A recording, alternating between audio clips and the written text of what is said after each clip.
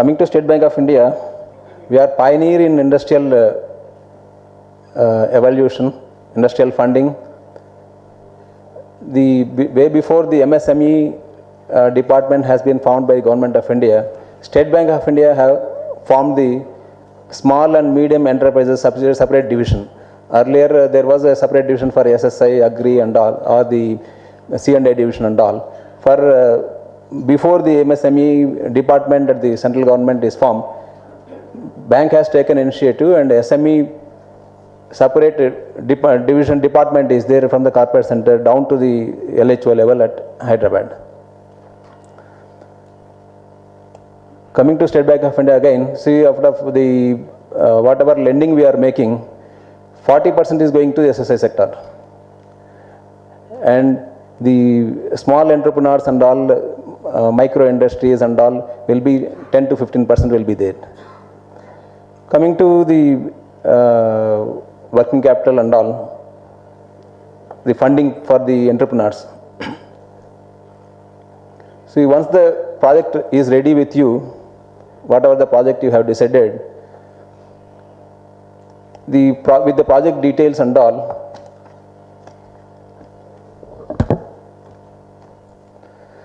with the project details, you can approach the nearest branch, and what the banker will look to when you submit a proposal for funding, as my friend has explained from APSFC. See, initially for the fixed assets, so I am talking of the industry or the any service enterprise. So what are the fixed assets required, and from this how much you will be contributing, that is the entrepreneur's contribution, how much will be, and where are these either machinery or the equipments available, and whether any service after service is there for this. Normally any entrepreneur will look to it. So as a banker also will look to it, whether any service support is there for the machinery you are proposing or the equipment. Then once you have tied up with the machinery industry or the equipment with your contribution and all, this goes for the fixed assets, and normally banks will lend for the fixed assets and all a term loan. Here term loan also will be based on your project, how much time it will take to generate the income. We don't expect that you repay the loan from the next month itself or next day itself. The sufficient cash accrual should be there from the business.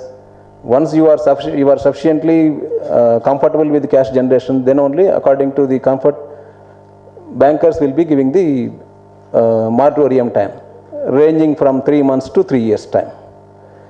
So we have the schemes like open term loan, where the existing industry is there, and you do not know what investment will be requiring for next 12 months. So there we will give you an open line of credit, so that whenever you go for any exhibition or any sudden machinery down and all, for those things you can have, or any order in between you have received. Normally working capital or term loan will be for the 12 months, working capital will be for 12 months. In between, if anything is required for the fixed part, a open term loan is there. There the pre-sanction loan will be there. Next 12 months whatever you require, bank will disburse the loan without any further balance sheet analysis and all. Coming to the working capital assessment, see, working capital will be for there are two kinds. One is fund based, other one is non-fund based. In working capital requirement, the banker generally will look to the cycle, operating cycle, how the material is getting converted into cash back to you. Once cash is there or the credit goes to the operating cycle, converted into finished goods, you sell it, it goes to the debtor cycle, then from debtors how you are realizing. So banker will, when you discuss with the banker and all, they will be looking to whether what is the working capital cycle you are working. So based on the working capital cycle, the working capital needs will be assessed. Normally as per the RBI scheme, Naik committee, maybe everybody knows about this. So 1/5 of your turnover, whatever you are estimating, that will be the minimum. That will be the minimum. If the based on that, the working capital assessment was assumption was 90 days. Your cycle is 90 days from cash to cash. But if it goes to 5 months, 6 months and all, higher limits also bank will consider. So this all depends upon the project what you have chosen. Then non-fund. Non-fund normally will be in the form of BG or LC.